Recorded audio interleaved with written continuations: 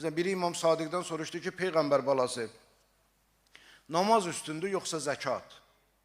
Gör nə dedi? Dedi, Quranda necə gəlib elə? Quranda necə gəlib? Quranda indiyə qədər heç görmüşsünüz ki, Allah Teala desin ki, iman gətirənlər o kəslərdir ki, zəkat verərlər və namaz qılarlar, görmüşsünüz. Həmişə deyir ki, namaz qılarlar və zəkat verərlər. Deməli, namazı zəkatdan qabağa salır.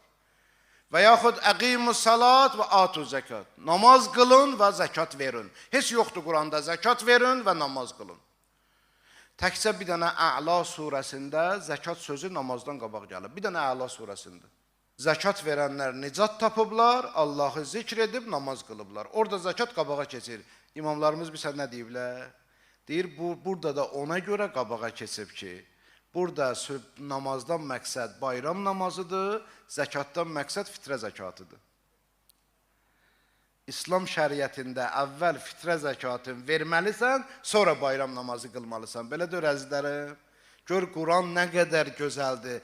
Bir dəfə zəkatı verib namazdan qabağa, onun da mənası var ki, niyə verib?